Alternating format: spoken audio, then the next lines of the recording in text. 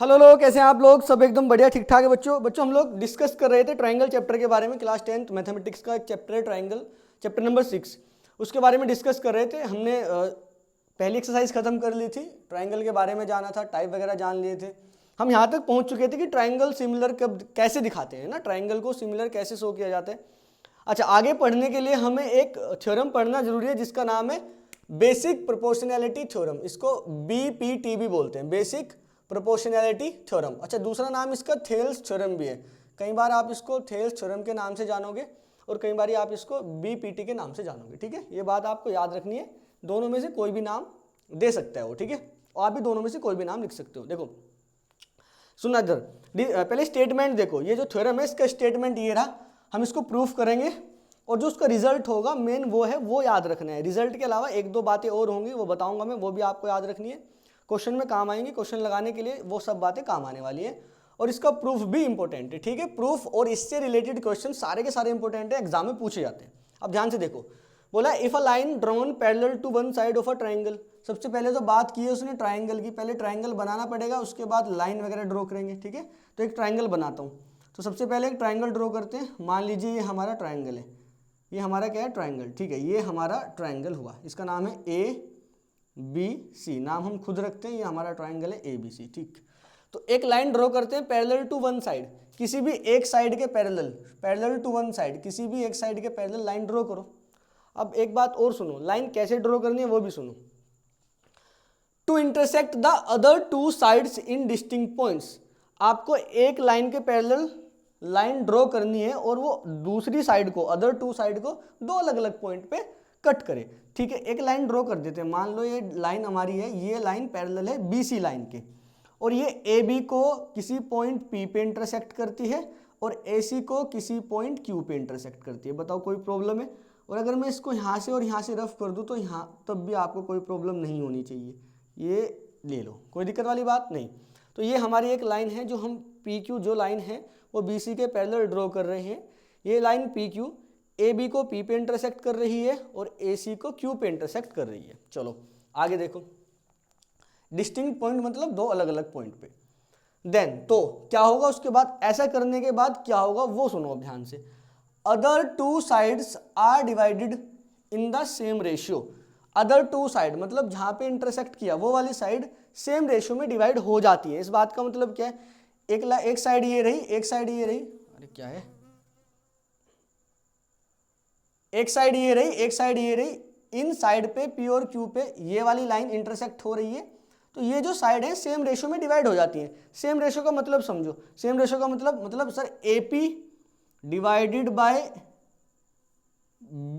PB बोलो या BP बोलो, PB is equal to AQ divided by QC। देखो ध्यान से देखो, AP BP, ये रहा AP और BP का रेशियो बराबर आना चाहिए AQ और QC के रेशियो के। मेन बात ये है, ये वाली बात हमें प्रूफ करनी है, ये वाली बात हमें लेके आनी है। देखो ध्यान से, बोला ना देन अगर ऐसा कर देते हैं, मतलब ट्राइंगल में लाइन पैरेलल ड्रॉ कर देते हैं किसी थर्ड साइड के और दो साइड को इंटरसेक्ट कर रही हो, तब देन क्या होता है, other two side are divided in the same ratio. जो दो साइड है वो सेम रेशियो में डिवाइड हो जाती है। सेम रेशियो में डिवाइड होने का मतलब ये डिवाइडेड बाई ये रेशियो बन गया ना, ये रेशियो बराबर आ जाता है AQ डिवाइडेड बाई QC के।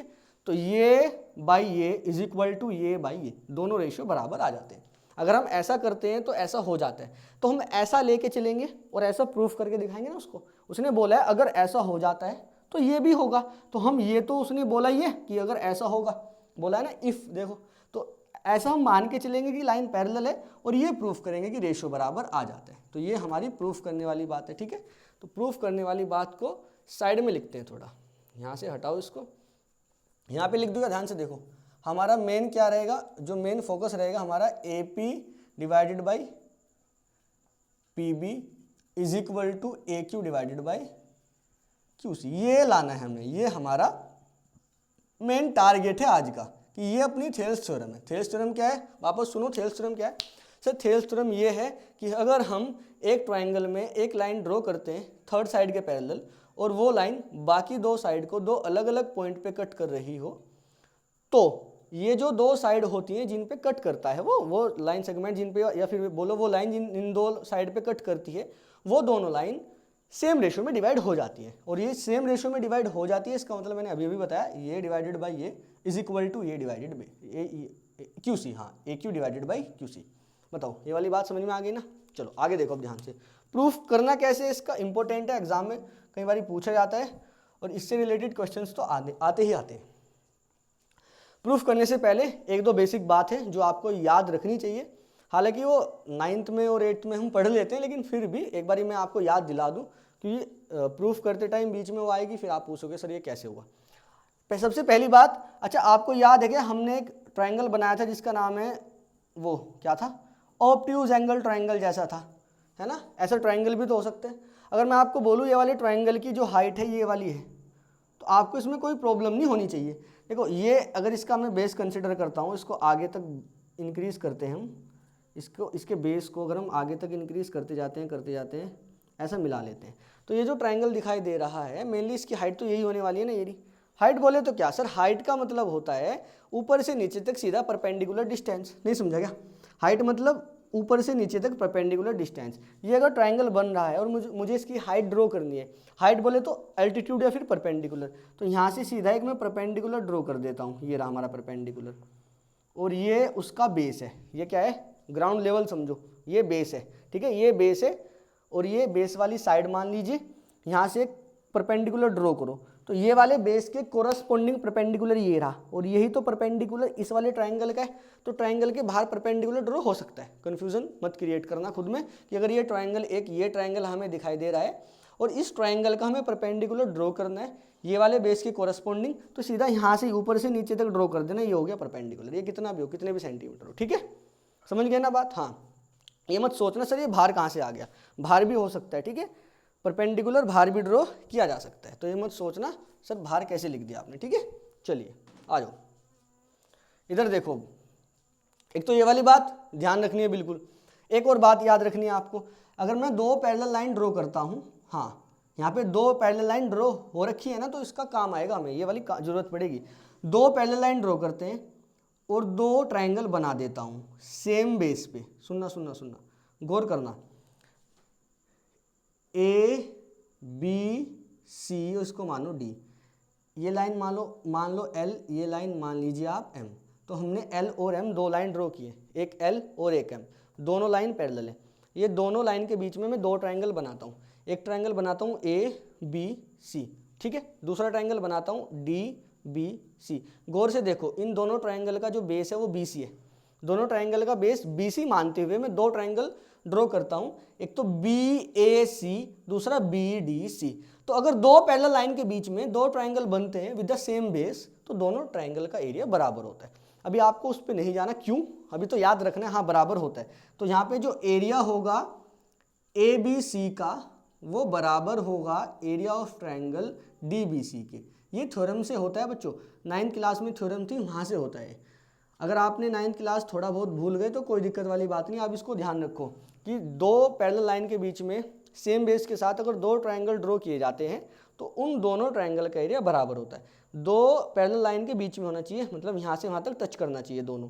और बी सी दोनों का बेस देखो, इसका बेस डी बी सी वाले का बेस भी बी सी है, ए बी सी वाले का बेस भी बी सी है, और दोनों के दोनों पैरेलल लाइन के बीच में टच करना चाहिए, ठीक है। तो दोनों का एरिया क्या होता है, बराबर। तो ये वाली दो बात आप याद रखोगे, एक तो एरिया बराबर होने वाली बात पहली, दूसरी बात वो भी बताई थी ना कि अगर ट्रायंगल बनता है और उसका अगर हमें हाइट या परपेंडिकुलर ड्रॉ करना हो तो ट्रायंगल के बाहर भी ड्रॉ किया जा सकता है, ठीक है।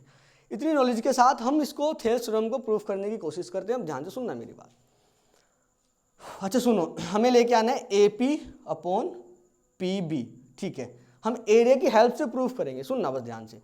सबसे पहले तो आप एक काम करो, ये वाला जो आपको बी दिखाई दे रहा है इसको क्यू से ज्वाइन कर लो, ये अपना कंस्ट्रक्शन वर्क है, लो, और यहाँ से यहाँ ज्वाइन करो। अब अभी मत पूछना सर ऐसा क्यों कर रहे हो, अभी बस थोड़ी देर तक देखते जाओ। किया, चलो सर कर लिया। उसके बाद हमें ये देखो, ये ट्रायंगल दिखाई दे रहा है क्या ऊपर वाला, हाँ ए पी क्यू, ठीक। अगर ये ए पी क्यू ट्रायंगल का मैं बेस ए पी कंसिडर करता हूँ अपनी साइड से, आप देखो बेस तो आप अपनी साइड से भी कंसिडर कर सकते हैं। ये ए पी ट्रायंगल अगर इसका मैं बेस ये वाला ए पी क्यू ट्रायंगल का बेस अगर मैं ए पी कंसिडर करता हूँ तो इसके कॉरस्पॉन्डिंग परपेंडिकुलर क्या ये होगा, बताओ समझ पाएंगे आप लोग, ये वाला आप इतना समझ पा रहे हो क्या मेरी बात? सुनो, देखो मैं समझाने की कोशिश करता हूँ। अगर ये एक हमारा ट्रायंगल है और ये ट्रायंगल का बेस हम कंसिडर करते हैं, तो इसके कोरस्पोंडिंग परपेंडिकुलर हमारा ये रहा। बताओ समझ गए क्या इतनी बात? ठीक। अगर ये ट्रायंगल मैं वापस बनाऊं, अब इसको बोला हमने ए बी सी, ठीक है, ए बी सी, और ए बी सी वापस बनाता हूं। कोई बच्चा अगर ए बी बेस को कंसिडर करता है तो उसके कोरस्पोंडिंग परपेंडिकुलर ये बन जाएगा। बताओ ये वाली बात समझ पाएंगे आप लोग? याद रखनी है ये वाली बात, ध्यान में रखनी है, बिल्कुल पता होनी चाहिए। मुझे पता है बहुत सारे बच्चों को पता होगी, लेकिन जिसको नहीं पता है वो थोड़ा सा देख ले बस। अगर मैं वापस बनाऊं और ये वाला बेस कंसिडर करके चलता हूं तो इसके कोरस्पोंडिंग परपेंडिकुलर ये रहा। बताओ कोई दिक्कत है क्या आपको? नहीं समझेंगे आप लोग? ये आसान है ना? बिल्कुल हाँ। तो जोन सा आप बेस मान के चलेंगे उसके कोरस्पोंडिंग परपेंडिकुलर कैसे होगा? सामने वाले वर्टेक्स से ड्रॉ कर देना। बताओ समझेंगे आप लोग? सामने वाले वर्टेक्स से ड्रॉ कर दो बस, और क्या करना है। ये वाली बात पकड़ में आ रही है ना आपके, कि जोन सा हम बेस कंसिडर करेंगे उसके सामने वाले वर्टेक्स से सीधा सीधा परपेंडिकुलर ड्रॉ कर, वही हमारा परपेंडिकुलर होगा वो वाले बेस के कोरस्पोंडिंग जो हमने कंसिडर किया है। ये वाली बात याद रखने, देखो ध्यान में रहनी चाहिए ये वाली बात, क्योंकि यहाँ पे यूज होगी, फिर बीच में अगर वो क्लिक ना करी तो मामला गड़बड़ हो जाएगा।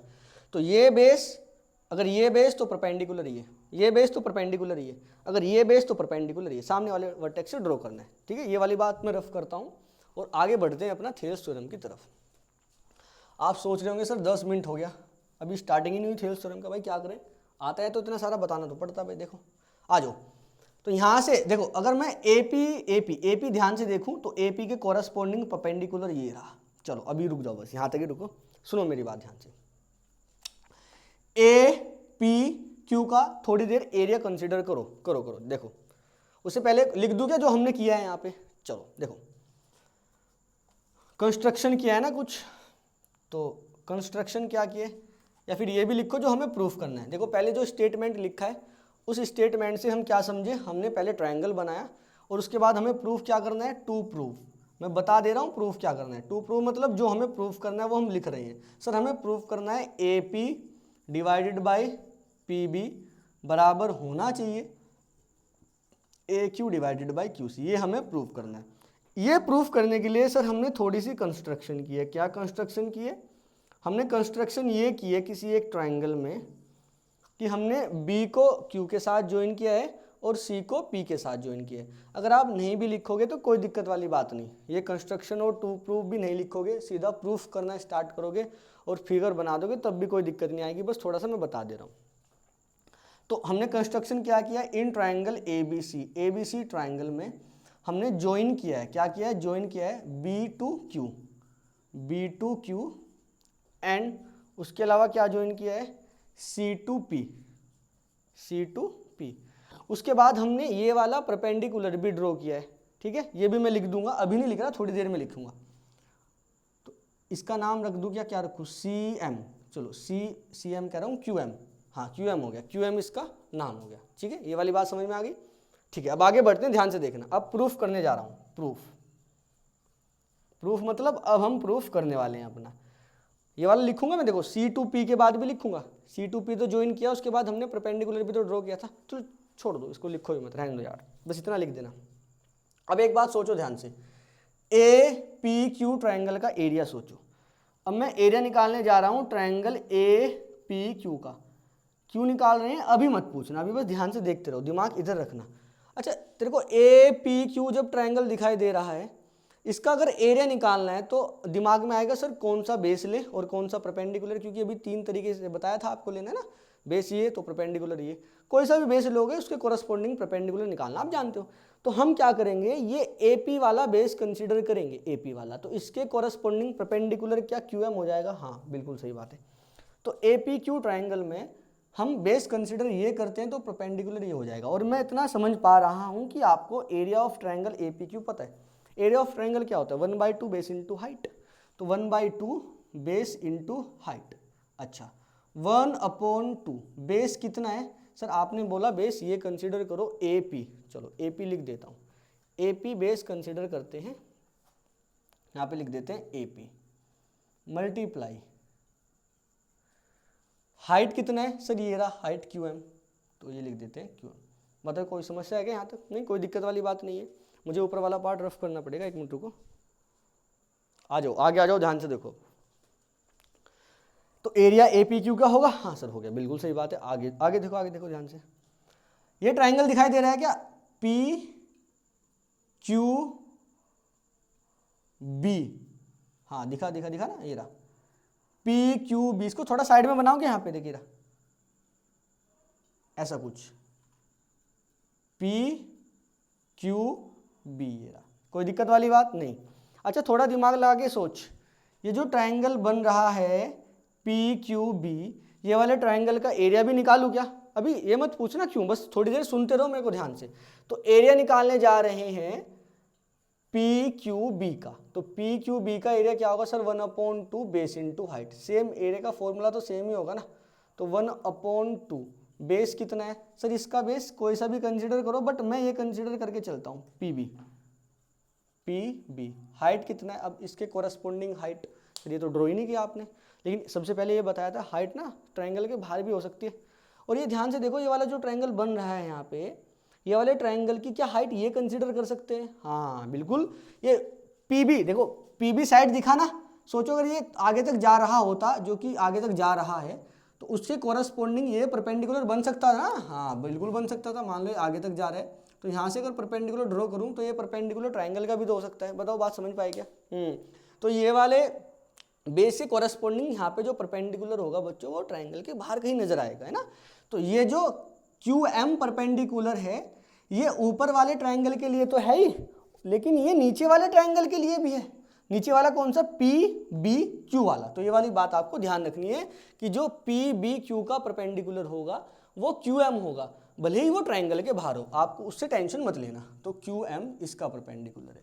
तो हमने दो ट्रायंगल का एरिया निकाला है। अभी ये दोनों बातें आप ध्यान में रखो, ये दोनों बातें काम आएंगी, बिल्कुल सही बात है। चलो इसको बॉक्स में बंद करो और इसको भी डिब्बे में बंद करके थोड़ा सा ध्यान में रखो, आगे बढ़ो, ध्यान से देखो मेरी बात। अब सुनो सर, ऐसे तो उधर भी मामला बन सकता है, आपने तो उधर भी बनाया था, देखो ये ट्रायंगल बनाया था, ये वाला, हाँ बनाया था, बिल्कुल बनाया था। और इधर भी तो आप इसको बेस मान सकते थे, ए क्यू को, हाँ बिल्कुल। यहाँ से एक परपेंडिकुलर ड्रॉ किया जा सकता है क्या? बिल्कुल किया जा सकता है, जिसका नाम पी एन रख दूं क्या? हाँ बिल्कुल रख सकते हैं। थोड़ा और सोच लिए, अब क्या, वापस से निकालता हूँ ऊपर वाले ट्रायंगल का area, area of triangle A P Q, A P Q. उससे पहले एक बात और सुनो मेरी ध्यान से, सुनो मेरी बात सुनो ध्यान से। अगर मैं क्या करता हूँ, क्या करना है देखो ध्यान से सुनो, आपको ए पी दिखाई दिया, हाँ क्यू एम दिखाई दिया, हाँ ऊपर देख क्यू एम यहाँ भी है, बिल्कुल सही बात है, ये क्यू एम भी है, हाँ 1/2 यहाँ भी है, 1/2 यहाँ भी है, बिल्कुल सही बात है सर। यहाँ बी पी है, यहाँ पे ए पी है, हाँ यार अगर मैं किसी तरीके से A P upon B P लेके आ जाऊँ तो एक पार्ट तो आ जाएगा जो हमें प्रूफ करना है। देख A P upon P B, नहीं समझ में आई क्या बात? वापस देख, A P upon P B है ना हमारा जो प्रूफ करना है, उसमें A P upon P B है। हाँ हम जो लेके चल रहे थे एरिया वगैरह जो लेके चले थे उसमें भी तो आ रहा है ए पी, और ऊपर देखो ये रहा बी पी, तो A P upon B P करने से ये बन जाएगा, बिल्कुल बन जाएगा। तो इसको अगर मैं 1 मानूं और इसको 2 मानूं और ये बोल दूं कि इक्वेशन 1 और डिवाइडेड बाई 2, 1 और 2 को डिवाइड कर दो तो 1 ये पूरा, हाँ ये पूरा सर, मतलब ये area of triangle A P Q divided by ये वाला area of triangle P Q B. सोचो थोड़ा सा, ये डिवाइडेड बाई ये लगाया है, मतलब इसमें जो ये एरिया है इसके बटे में ये आ जाएगा, है ना, अपोन में लिखना है ना, ये अपोन ये आ जाएगा, इधर वाली साइड के अपोन में इधर वाली साइड का लिखना है, उधर वाली साइड के अपोन में उधर वाली साइड का लिखना है। उधर में क्या है ये रहा सर 1/2, देखो 1/2 A P into Q M divided by क्या आएगा, ये ऊपर वाला 1/2 P B into Q M. बताओ बात समझ में आई क्या, है ना। ये डिवाइडेड बाई ये कर रहे हैं तो इसको पहले लिखना है उसको बाद में लिखना है। देखो 1/2 से 1/2 गायब, क्यू एम से क्यू एम गायब, केवल क्या बचेगा सर, ऊपर ए पी बचेगा, नीचे पी बी बचेगा। तो अपना area of triangle A P Q divided by area of triangle P Q B बच्चों कितना आ गया सर, ये आ गया A P upon P B. ये वाली बात को वापस से नोट की जाए, point to be noted milord, ये वाली बात को वापस से नोट की जाए, इसको मान लो इक्वेशन नंबर 3। यहाँ तक कहानी समझ में आई है ना। ये वाले ट्रायंगल में ये बेस मान के, ये परपेंडिकुलर मान के एरिया निकाला, नीचे वाले ट्रायंगल में ये बेस मान के, वो परपेंडिकुलर मान के एरिया निकाला, तो AP बेस और BP बेस दोनों आ गए, है ना। हमने थोड़ा दिमाग लगाया, ये डिवाइडेड बाय ये किया, हाफ कट गया, QM कट गया, AP और BP बचा। अब ये कहानी दूसरी तरफ करूंगा। अब इसको नोट करो, सबसे पहले मुझे स्पेस चाहिए थोड़ा, मैं रफ करने जा रहा हूँ, तो नोट करो इसको जल्दी फटाफट। आओ सुनो ध्यान से बात, देखो अब ये वापस से अगेन दोबारा एरिया ऑफ ट्रायंगल APQ, ऊपर वाले ट्रायंगल का ही वापस एरिया निकालो आप, निकालो APQ का वापस एरिया निकाल दो। सोचो, दिमाग में क्लिक किया कि थोड़ी बात क्या करने वाला हूँ इस बार। देखो समझने वाले बच्चे समझ गए कि सर आप इस बार ना AQ लेने वाले हो, AQ है ना, और उस थोड़ी देर बाद QC लेके आओगे, वापस से फिर डिवाइड करोगे ऐसे ही, दोनों में PN क्या रहेगा, परपेंडिकुलर, ऐसे ही कट कर दोगे और हाफ को भी कट कर दोगे, है ना। हाँ, तो APQ में इस बार बेस को कंसीडर करो AQ, तो 1/2 बेस इंटू हाइट, बेस कितना है सर AQ, मल्टीप्लाई बाय इस AQ के कोरस्पोंडिंग हाइट क्या PN है, हाँ बिल्कुल सही बात है, तो PN लिखो। चलो अब एरिया लिखो नीचे वाले ट्रायंगल का, नीचे वाला बोले तो कौन सा है सर, ये रहा, उस तरफ का ही देखना है, ये रहा ए देखो PCQ, वापस देखो लाइन PCQ, ये रहा, इस PCQ का बेस QC कंसीडर करता हूँ, क्या करता हूँ QC, ये रहा QC, ये रहा, इस QC के कोरस्पोंडिंग हाइट सर ये रही PN, है ना, बाहर जा सकती है ना हाइट, वापस लिख दूँ क्या, ये रहा, ये लो QPC, ऐसा था ना, इसके कोरस्पोंडिंग हाइट ये रही हमारी 90 डिग्री वाली जो बाहर है ना, ये बाहर वाली PN वाली, समझ गए क्या आप लोग, जो बाहर वाली हाइट है वो थी। तो ये जो बन रहा है इसके कोरस्पोंडिंग हाइट कुछ ऐसे जा रही थी जो बाहर लिखी हुई है, ठीक है। तो ये PCQ, इस PCQ ट्रायंगल का QC बेस मानते हुए हाइट PN है, कौन सी हाइट है PN, बिल्कुल सही बात है। समझ गए क्या आप इतनी बात, ये फिगर में थोड़ा ठीक नहीं बना, पर आप थोड़ा सा फील में समझो इसको कि PCQ में बेस CQ मान के परपेंडिकुलर PN बन जाएगा जो ट्रायंगल के बाहर है। ये वाली बात समझ में आएगी तुम्हारे, बताओ जल्दी, समझ गए ना आप ये वाली बात। अरे वापस बनाऊं क्या, अगर ऐसा कुछ बना हुआ है इसके जैसा कुछ ट्रायंगल है तो उसका परपेंडिकुलर थोड़ा बाहर जा रहा है ना, थोड़ा फिगर ठीक नहीं बन रहा वो, पर आप यहाँ से समझ लीजिए बात, उसको थोड़ा सा गौर करो और समझो बात को कि ये जो ट्रायंगल है, इस ट्रायंगल का ये अगर बेस कंसिडर करते हैं तो ये रहा परपेंडिकुलर, ठीक है। आ जाओ, तो एरिया निकालते हैं PQC का, PQC का 1/2 बेस सर ये QC कंसिडर करो ना, मल्टीप्लाई हाइट सर वो रहा बाहर वाली PN, बताओ समझ गए क्या आप। हाँ कर सकते हैं ना, हाइट वो बिल्कुल ठीक है, गलत नहीं है ना। इसको 4th इक्वेशन मानो, इसको 5th, करना क्या है कुछ नहीं, 4/5 करो, 4 डिवाइडेड बाई 5, तो 4 ये रहा, तो APQ का area divided by area of PQC का एरिया इज इक्वल टू, जब आप डिवाइड लगाओगे हाफ से हाफ गायब होगा, PN से PN गायब होगा, तो हाफ से हाफ गयो, PN से PN गयो, बचा क्या AQ डिवाइडेड बाई QC। इसको इक्वेशन नंबर 6 समझो, बिल्कुल सही बात। अब ध्यान से देखो, ध्यान से AQ QC आ गया, ये रहा AQ QC, ये रहा। तो जो हम प्रूफ करना है उसका एक पार्ट ऊपर यहाँ पे हम लेके आ गए, दूसरा पार्ट नीचे लेके आ गए। मैं किसी तरीके से अगर ये वाला पार्ट इस वाले पार्ट के इक्वल प्रूफ कर दूं तो हो गया ये मेन प्रूफ, खत्म, है ना। अब सुन एक बात, APQ इधर है, इधर भी APQ है, इन दोनों को इक्वल प्रूफ करने के लिए ये दोनों इक्वल दिखाने पड़ेंगे, है। अगर ये दोनों इक्वल बन जाते हैं तो ये दोनों जिसके इक्वल होंगे वो दोनों भी तो इक्वल माने जाएंगे, नहीं समझे क्या। 3 किसके इक्वल हो सकता है, 3 के इक्वल होगा ना। तो ये कुछ है, ये जिसके इक्वल होगा, और ये जो भी है ये जिसके इक्वल होगा, और अगर ये दोनों आपस में इक्वल हो जाते हैं और ये जिसके इक्वल होंगे वो दोनों भी तो इक्वल बन जाएंगे, नहीं बात समझा क्या। तो ये इसके इक्वल है, ये इसके इक्वल है, किसी तरीके से ये दोनों इक्वल आ जाएंगे तो वो दोनों भी इक्वल आ जाएंगे। ये वाली बात आपको समझनी है, ध्यान से देखो एक बात सुनो, PQB देखो ध्यान से, PQC देखो ध्यान से, PQB ये रहा, PQC ये रहा, दोनों में PQ कॉमन आ रहा है क्या, हाँ वापस बनाता हूँ बाहर, यहाँ देख, गौर से देखो, गौर से, पी क्यू और ये बी है, ये सी है, और ये ऐसे ड्रॉ की गई है। क्या P Q line B C line के पैरेलल है? सर बिल्कुल पैरेलल है, शुरू में ही आपने ड्रॉ किया था, तो पी क्यू बी सी के पैरेलल है।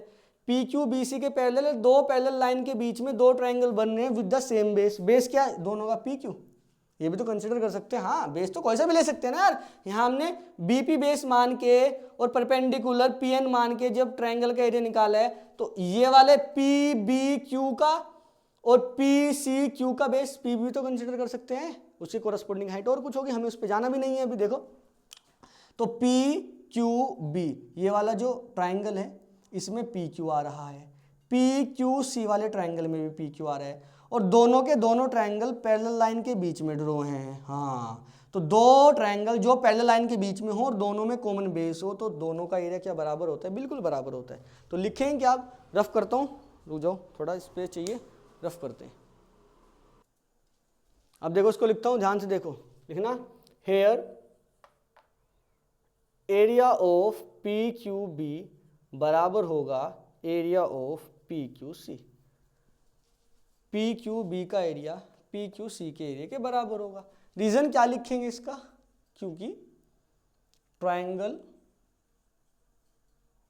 Triangles are formed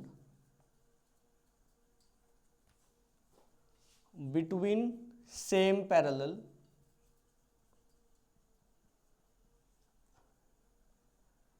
and with same base. Same base और सेम पैरेलल के बीच में, सेम बेस और सेम पैरेलल लाइन के बीच में ट्रायंगल्स ड्रॉ किए गए थे ये वाले, तो दोनों ट्रायंगल का एरिया इक्वल होगा। 9th क्लास में थ्योरम है, ठीक है, अभी इस पर नहीं जाना। ये दोनों अगर इक्वल होंगे पी क्यू बी और पी क्यू सी, देखो अब ध्यान से यार, ये पी क्यू बी और पी क्यू सी अगर नीचे वाले दोनों इक्वल हो गए, तो यहाँ पे पी क्यू बी है, तो यहाँ पे जब पी क्यू सी लिखे वहाँ पे भी पी क्यू बी लिख दे, कोई दिक्कत थोड़ा आएगी भाई। पी क्यू सी पे अगर मैं पी क्यू बी लिख दूँ, बताओ कोई प्रॉब्लम है क्या आपको? होनी भी नहीं चाहिए यार।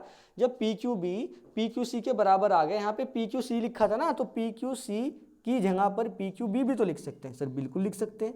जब इसकी जगह पर पी क्यू बी लिखा जाएगा, और गौर से देखेगा तू कि ए पी क्यू और बी पी क्यू आ गया, यहाँ भी A P Q B P Q आ गया, मतलब ये इधर वाली साइड दोनों ही इक्वेशन, थ्री इक्वेशन बोल लो क्या जा रहा है, 3 और 6 में, 3 और 6 में, अच्छा इक्वेशन नहीं है यहाँ पे पर थोड़ा निकल जाता है मुंह से, 3 और 6 में अगर ये एल एच एस दोनों की बराबर हैं, तो आर एच एस भी तो बराबर होंगे, है ना। अगर किसी में एल एच एस बराबर होती है तो उसकी आर एच एस भी बराबर होती है, अगर एल एच एस बराबर है तो आर एच एस भी बराबर है।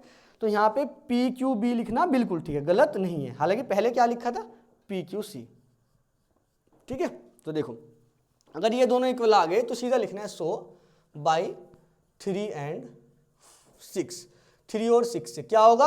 अगर ये दोनों इक्वल आ गए तो ये पूरा पार्ट पूरे पार्ट के इक्वल हो जाएगा, क्योंकि इक्वल तो ऊपर है ही पहले से, ए पी क्यू तो इक्वल है ही, ये वापस से इक्वल आ गया नीचे वाला पी क्यू बी और पी क्यू सी, तो ये पूरा का पूरा और ये पूरा का पूरा इक्वल हो गया। अगर इक्वल हो गया तो ये दोनों भी इक्वल हो जाएंगे, बिल्कुल सही बात है। हम डायरेक्ट लिखते हैं, तो by 3 and 6 A P divided by P B किसके बराबर आ जाएगा?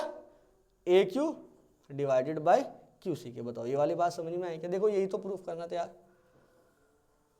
हाँ सर बिल्कुल सही बात है। तो हमें बस इतना ही लिखना है क्या सर ऊपर? हाँ बस इतना लिखना है कि P Q B P Q C के बराबर है, और समझने वाला समझ, एग्जामिनर भी समझ जाता है यार कि अगर ये इसके बराबर आ गया तो बच्चे का कहने का मतलब है ये पूरा का पूरा भी पूरे के इक्वल हो गया, और इधर वाला पार्ट भी इधर वाले पार्ट के इक्वल हो गया। तो A P divided by P B बराबर किसके आ गया? A Q divided by Q C के। हमें यही प्रूफ करना था।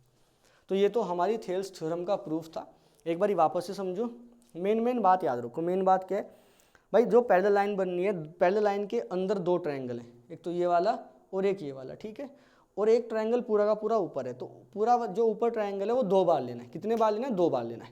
एक बार तो इस वाले ट्रायंगल के साथ जो इधर बन रहा है नीचे, एक बार उधर वाले ट्रायंगल के साथ जो नीचे बन रहा है। तो हमने पी बी क्यू के साथ भी ए पी क्यू ट्रायंगल लिया था, और पी क्यू सी के साथ भी ए पी क्यू ट्रायंगल लिया था। वापस सोच, तो याद रखा करो बातों को।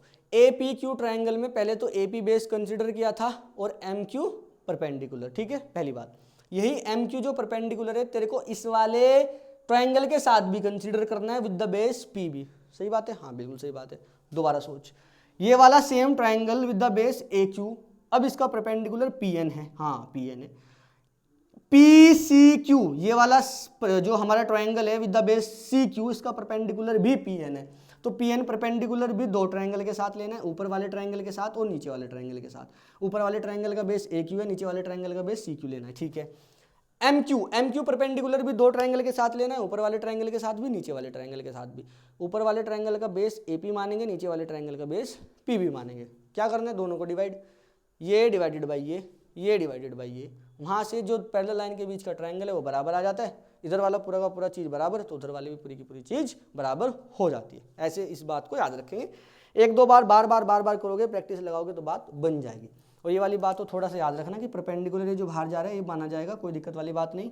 ये जो परपेंडिकुलर बाहर जा रहा है ये भी माना जाएगा, इसके लिए कोई दिक्कत वाली बात नहीं है, ठीक है। चलो, ये तो मेन थेल्स थ्योरम थी, ये थेल्स थ्योरम आपको याद रखनी है। इसके अलावा थेल्स थ्योरम यहाँ के आगे दो रिजल्ट और बनते हैं, वो मैं आपको समझाता हूँ क्या है। वो क्वेश्चन में कई बार पूछे जाते हैं, अगर हम उनको अभी याद रखेंगे और उनको निकालना सीखेंगे तो क्वेश्चंस में हेल्प मिलने वाली है बहुत ज़्यादा। अब इसको वापस लिखते हैं, ये हमारा ट्रायंगल है जिसमें P Q parallel B C के है। तो थेल्स थ्योरम क्या कहती है, अगर ये लाइन इसके पैरेलल है तो A P divided by P B बराबर होगी sir A Q divided by Q C के। चलो, ये वाली बात बिल्कुल सर हमारे याद हो गई कि किसी ट्रायंगल में लाइन पैरेलल हो जाती है तो इधर उधर वाली साइड का रेशियो दोनों बराबर हो जाते हैं।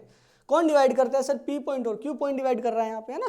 जहाँ पे वो लाइन इंटरसेक्ट करेगी, जिन पॉइंट पे वही पॉइंट इधर उधर वाली लाइन को डिवाइड कर देते हैं बराबर रेशियो में। चलो, कुछ बातें हैं और सीखनी है, वो क्या बात है ध्यान से देखेंगे।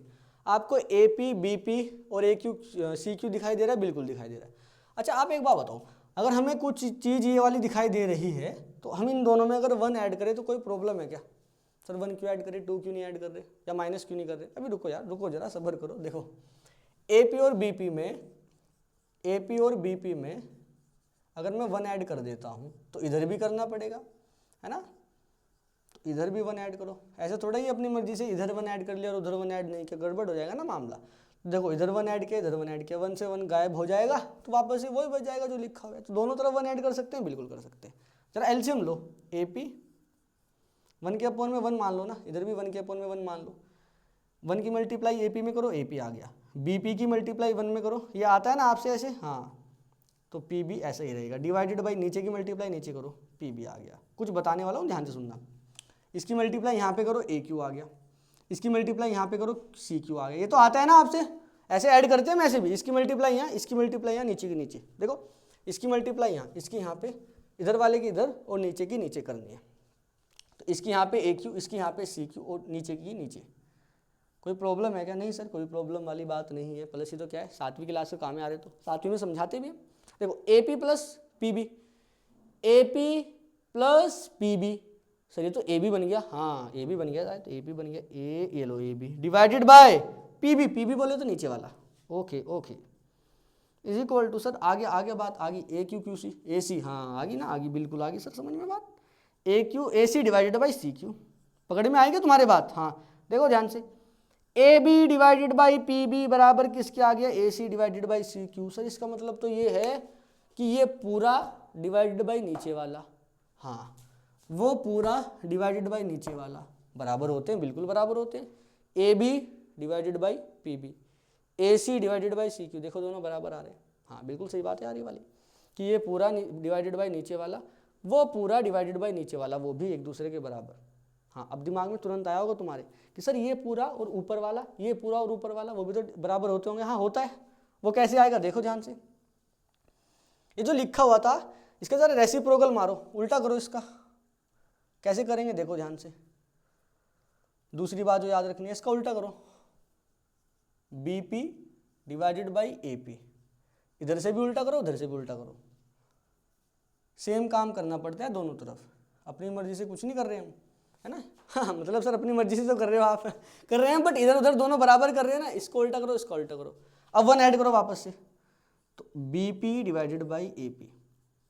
अच्छा रिजल्ट निकलेगा यहाँ से भी यार, ये काम आएगा हमारे भाई। देखो ये तो बिल्कुल बेसिक है, आने वाले जो एक्सरसाइज है उसके लिए तो ये बेसिक ही है, तो याद रखनी पड़ेंगी आपको, सवाल तभी बनेंगे यार।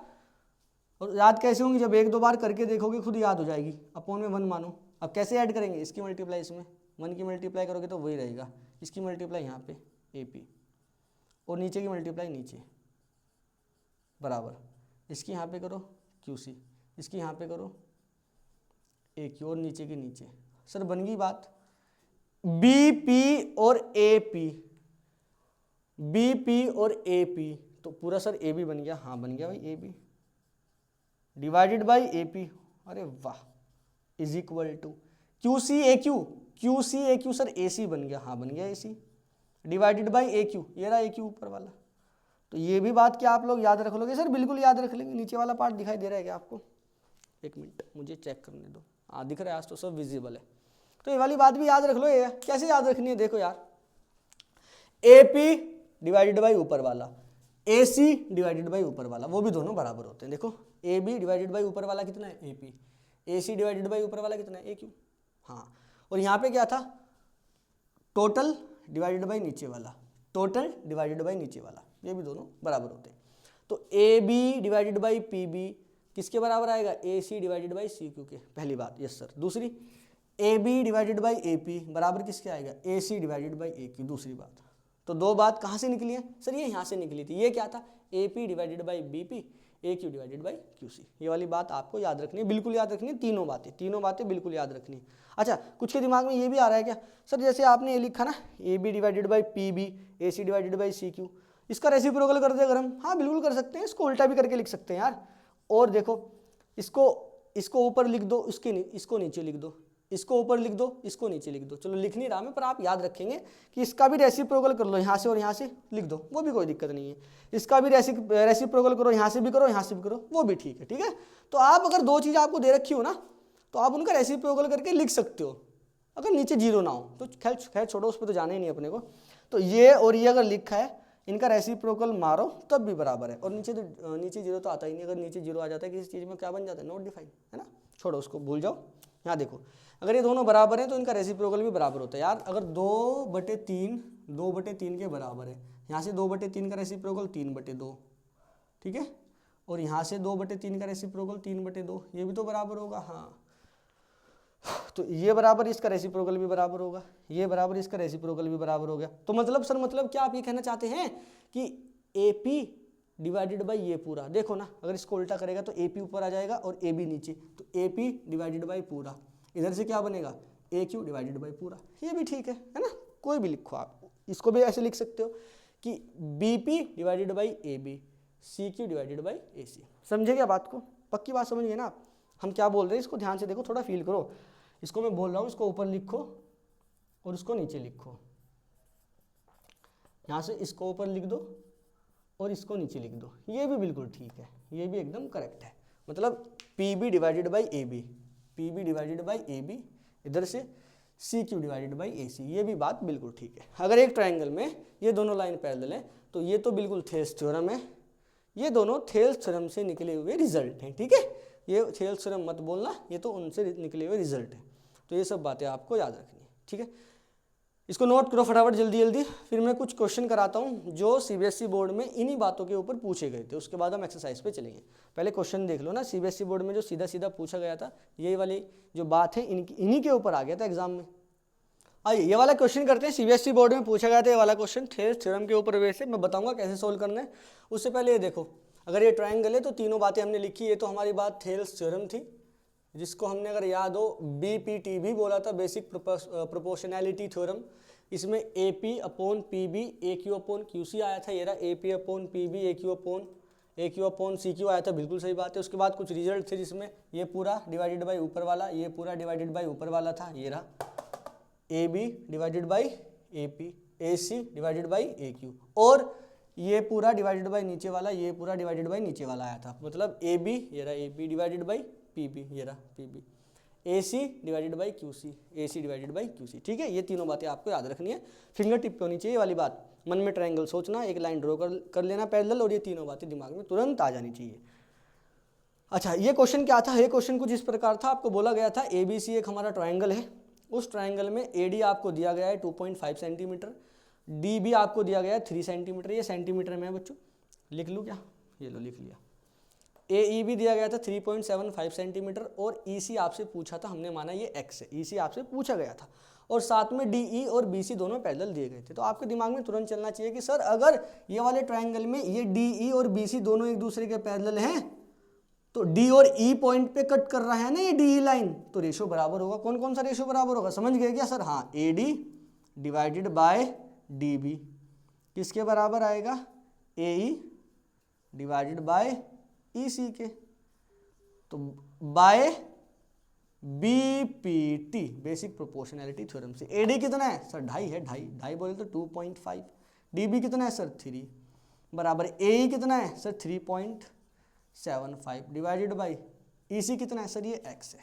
कोई दिक्कत वाली बात नहीं, उठा के क्रॉस मल्टीप्लाई कर दो, इधर लिखता हूँ ध्यान से देखो, इसकी मल्टीप्लाई यहाँ करो 2.5 multiply by X is equal to इसकी यहाँ पे करो 3.75 मल्टीप्लाई बाई 3, इसको नीचे लेके आओ x is equal to 3.75 multiply by 3 divided by 2.5। कोई दिक्कत है नहीं, अब कर लो ये क्या यार, यहाँ से पॉइंट रिमूव करो ऊपर 10 आ जाएगा, यहाँ से रिमूव करो नीचे 100 है ना, 2 जीरो लग जाएंगे ना, 1 जीरो तो कैंसिल हो गया, यहाँ पे 10 बचा, कोई बात नहीं। 25 से जा रहा है क्या, देखो काट के देखो जा रहा है क्या, 5 से डिवाइड कर लो पहले, 5 5 25, 5 7 35, 2 5 5 25, ठीक है, तो जा रहा था पूरा है ना, हाँ पूरा डिवाइड हो जाता शायद, चलो कोई बात नहीं। अब वापस डिवाइड कर लो, x इज इक्वल टू 75 बचा यहाँ पे, 75 डिवाइडेड बाई 5, 75 को 5 से डिवाइड लगाओगे 15, तो 15 मल्टीप्लाई में 3 डिवाइड में कितना है ये 10 बचा है बस। अब तो चलो यहाँ कर दो इसको, यहाँ देखो ध्यान से, x is equal to 15 multiply by 3 divided by 10, 5 3 जा 15, 5 2 जा 10, 3 3 जा 9/2, 9/2 को डिवाइड लगाओ, 9 को 2 से डिवाइड लगाओ कितना आ गया, 9 का आधा करो 4.5 आ गया, तो x की वैल्यू 4.5 सेंटीमीटर। ये तो आसान था, मुझे लगता है सारे बच्चों ने कर लिया होगा, कुछ नहीं किया हमने, पीबीटी लगाया, ये डिवाइडेड बाई ये इक्वल टू ये डिवाइडेड बाई ये, मतलब ये डिवाइडेड बाई ये इज इक्वल टू ये डिवाइडेड बाई ये कितना है 2.5, तो 2.5 divided by 3, 2.5 divided by 3 is equal to 3.75 divided by x। उसके बाद क्रॉस मल्टीप्लाई इसकी यहाँ पे इसकी यहाँ पे, तो इसकी यहाँ पे मल्टीप्लाई करोगे 2.5x इक्वल टू 3.75 मल्टीप्लाई 3, 2.5 को डिवाइड में लेके जाओ, उसके बाद तो काटी पीटी वाला काम है, ठीक है, सोल्व खत्म। इसको नोट करो फटाफट, एक और क्वेश्चन करते हैं, बस एक और करता हूँ, वो भी सीबीएसई में आया था, एक और बस लास्ट। ये लो, बड़ा अच्छा क्वेश्चन है और बहुत आसान है, तुरंत दिमाग में क्लिक कर जाएगा, ध्यान से देखो। बोला है इफ़, अगर ये इसके पैरेलल हो और ये सब मेजरमेंट आपको दिया गया है, एडी कितना है 4x माइनस 3, ए कितना है ये वाला 8x माइनस 7, बी डी कितना है 3x माइनस 1 और सी कितना है 5x माइनस 3, ठीक है। ये सब बातें आपको दी गई हैं, आपको x की वैल्यू कैलकुलेट करनी है यार, दिमाग में चलना चाहिए, ये अगर इसके पैरेलल है तो सर ये अपोन ये बराबर होगा ये अपोन ये, बात खत्म। हाँ बिल्कुल बराबर होगा। अच्छा कुछ बच्चे सोच रहे होंगे सर ये कब काम आएंगे, आएंगे यार, क्वेश्चन आएगा इसका भी आएंगे काम में, सोल्यूशन देखो इसका ध्यान से।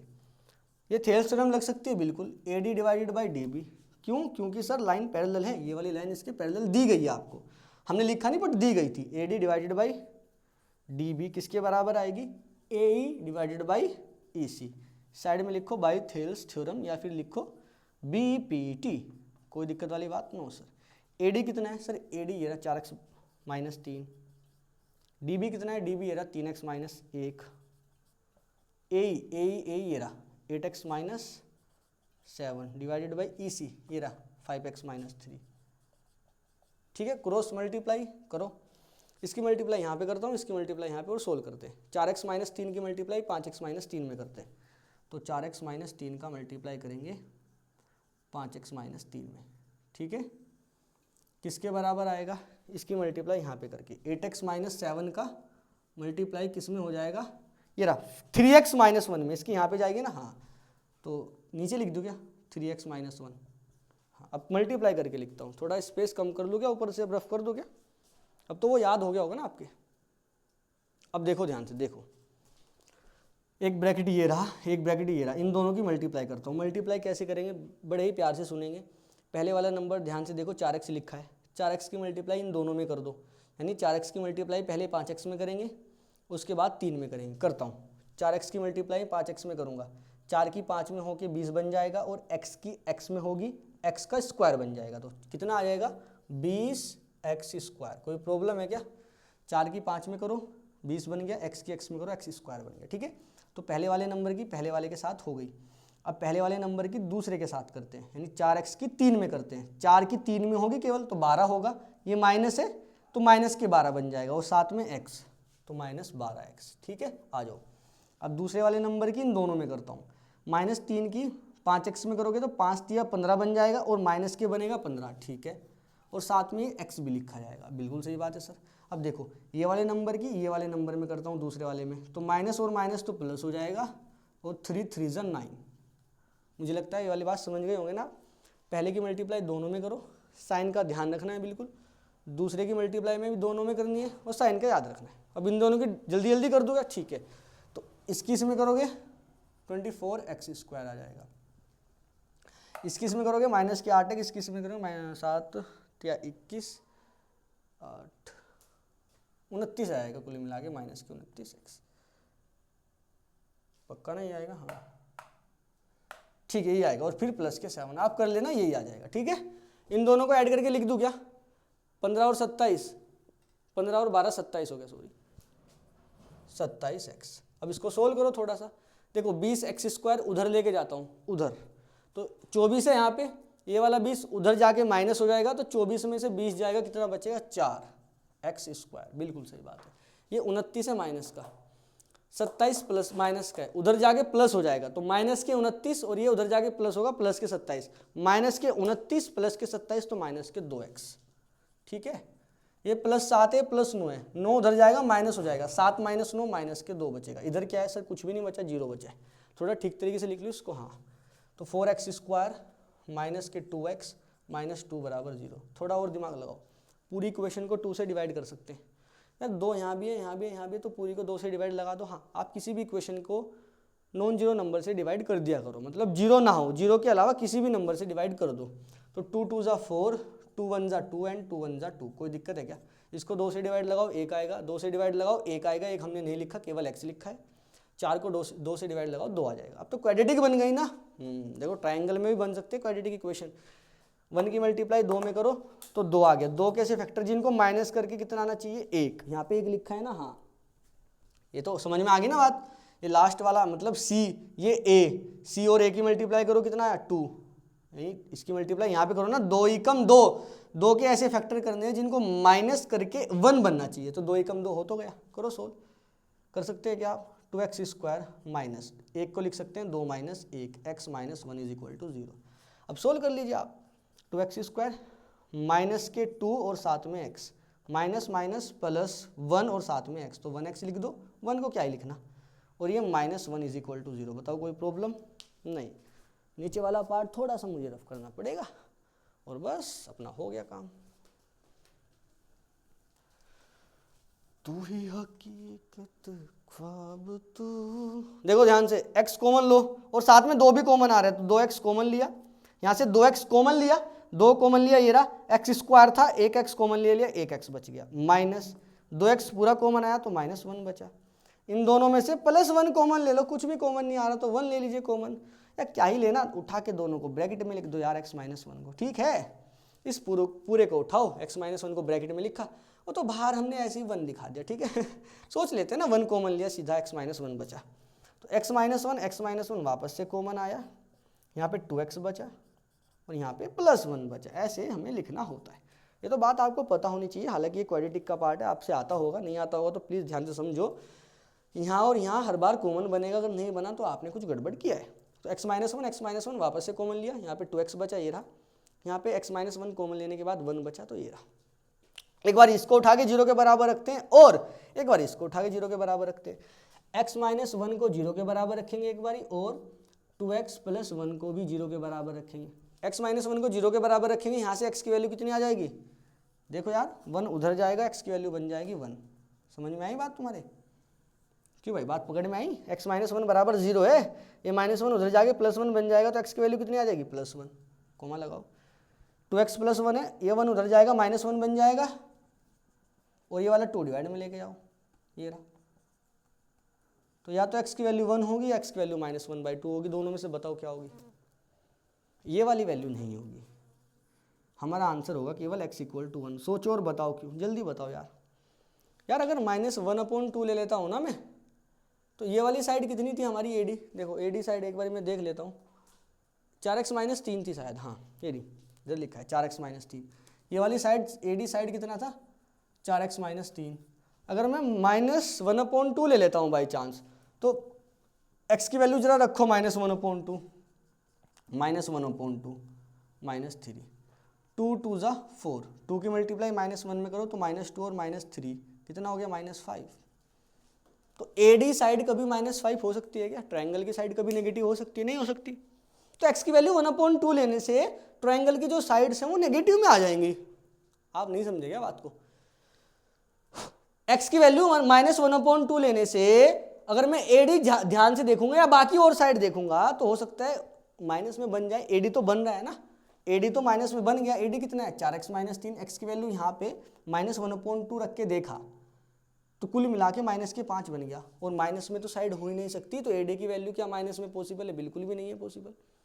तो ये वाली बात आपको याद रखनी है कि x की वैल्यू यहाँ पे माइनस नहीं होगी, पॉजिटिव की होगी। ये वाली बात तो समझ में आ गई ना, पक्की बात है क्या, नेगेटिव नहीं हो सकती x की वैल्यू नेगेटिव होने से ट्रायंगल की साइड नेगेटिव बन जा रही है, क्योंकि वहाँ पे x है और x की वैल्यू 1/2 माइनस के वहाँ पे रख के देखोगे ट्रायंगल की साइड क्या बन जाएगी, नेगेटिव, और ट्रायंगल की नेगेटिव साइड हो नहीं सकती, इसलिए x की वैल्यू क्या रहेगी, केवल 1। यही हमारा आंसर है। तो ये दो क्वेश्चन अच्छे वाले थे, दो एकदम बेसिक क्वेश्चन थे दोनों, जो थेल्स थ्योरम के ऊपर अगर सीधे सीधे क्वेश्चन पूछे जाएँ तो ऐसे पूछे जाएंगे बिल्कुल आसान से, है ना। अगर एकदम सीधा वो आसान से पूछ लेना तो ऐसे पूछा जाएगा। टिपिकल क्वेश्चन भी करेंगे, उससे पहले हम कोशिश करेंगे NCERT का जो एक्सरसाइज है उसको निपटाने का, ठीक है। चलो ये वाला आप लगाओ, फटाफट नोट करो, और आज की क्लास में इतना ही रखते हैं। थेल्स थ्योरम पढ़ो ध्यान से, उसके 2 क्वेश्चन करो, फिर चलते हैं हम NCERT की तरफ। ओके, बाय बाय बच्चों।